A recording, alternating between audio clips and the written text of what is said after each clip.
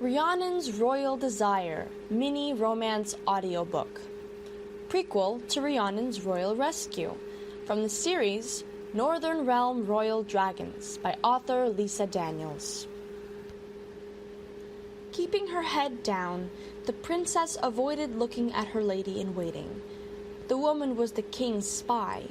He was the latest stepfather to enter the princess's life. Trapped in a carriage with such a horrible woman was not a new type of torture. Most of her stepfathers had done something similar to her. It was no secret that this particular woman was the king's lover, and tormenting the princess was how she made herself feel better. The princess was also aware of the woman's plot to kill the queen, because without the queen, the king would be single again. The princess almost felt sorry for the fool across from her, believing that the king would marry her. What he wanted was to get rid of both his wife and his lover. The lady-in-waiting spoke. "A princess should always keep her head up. Is your mother too incompetent to even explain this to you?" Keeping her eyes cast down, Princess Rhionnan responded, "She did, but I didn't think that you wanted me to show you my nostrils this whole time." "What are you saying, you little idiot?" With a smile, Rhionnan looked out the window. A dark shadow passed over the carriage, and it seemed too dark to be a cloud passing over the sun. It provided a momentary distraction as the princess leaned forward to see if she could see something in the sky. An unpleasant voice accosted the princess's ears. "Such a rude, obnoxious little princess. This is why the people hate you." No one would expect a peasant to understand how royalty works. This got the desired reaction. "Why, you little—" She lunged forward, wrapping her hands around Rhiannan's neck. A wicked grin passed over the princess's face as she threw the door open. "Help! She's—" The words died in her throat as something massive crashed into the carriage. It tipped over and scraped across the ground. Rhiannan's body flew back into the carriage like a doll. A sharp pain spread through her back as it slammed into the ground. The sounds coming from outside of the carriage were confusing and frightening. The sound of men yelling mingled with horses panicking. A spout of flame flashed a few feet above the carriage's open door. With a shriek, Rhiannan scrambled into a corner of the carriage. Something struck her hip as she tried to hide from whatever was happening. Turning to see what she had hit, Rhiannan saw her tormentor. The sight of her ignited a spark of anger, and for a second she forgot to be afraid. "What did you do? How did you plan this?" Rhiannan yelled at the woman. The eyes didn't move, not a muscle twitched in her face. That was when Rhiannan noticed the blood spreading out from under the woman's head and a trickle that began to ooze out of the corner of her mouth.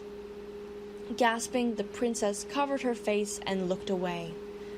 A form appeared at the door and a hand reached down. Though a man's outline was clear, the bright light behind him obscured his face. "Take my hand and I'll get you out of here."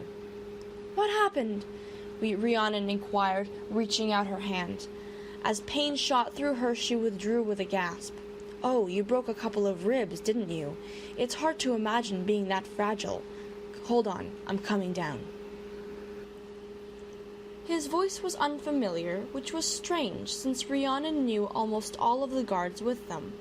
Her stepfather spent a lot of time sending her away to marry her off. She always made sure none of them would be interested.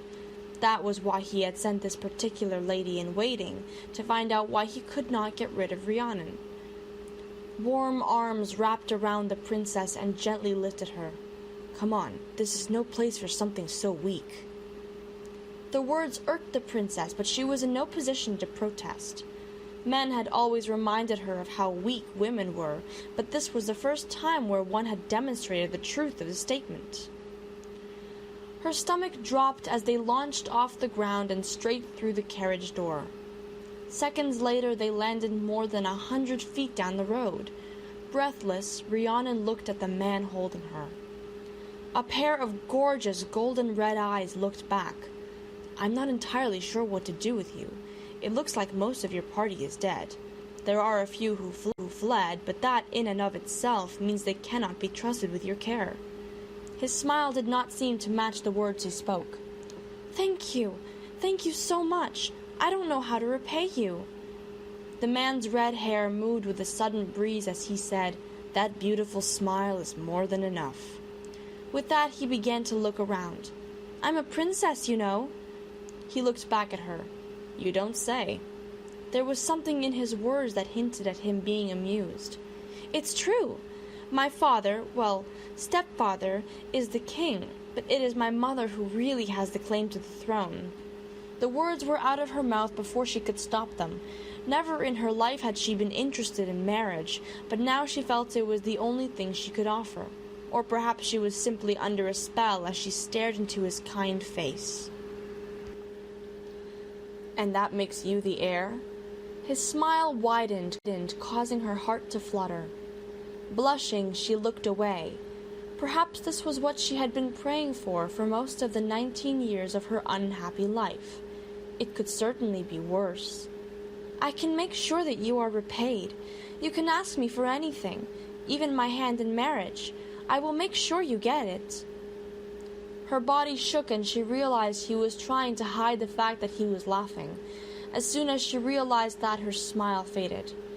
Leaning forward, he kissed her cheek. "You are absolutely adorable, but I'm afraid that even if we are both royalty, we aren't the same species." The words hardly made sense to Rhionnan. "Do you not want to marry me? Do you think you can walk?" The rapid change in topic threw her off a bit, but Rhionnan thought about it. "I don't know," she finally responded. "All right, let me place you on the ground. If you can walk, that would be best." Gingerly, he put her feet on the ground. He held her arm as she took a tentative step. "I think I should be fine," she said, looking at her feet. Patting her head, he replied, "That's a good girl. You'll be all right, though the next few weeks will be quite painful. At least I think so. I don't have much experience with humans." "Have you grown up isolated? I've heard that some royal families force their kids to grow up alone, with just tutors and children to keep them company." The idea of someone so handsome and gentle being treated so cruelly was hard to imagine. She reached out and put a hand on his face. "Have you also had a rough life?" His large hand covered hers. "As you know, we who are to inherit a kingdom are not supposed to complain. Come along, let's get you somewhere safe." He laced his fingers through hers and gently pulled Rhionnan forward. Her mind started filling with questions about what had happened as they walked. The suddenness of this man's kindness had momentarily made her forget. Now she felt she could not simply ignore her protectors. Her head turned so she could see what remained. "Don't look, princess. It is the stuff of nightmares."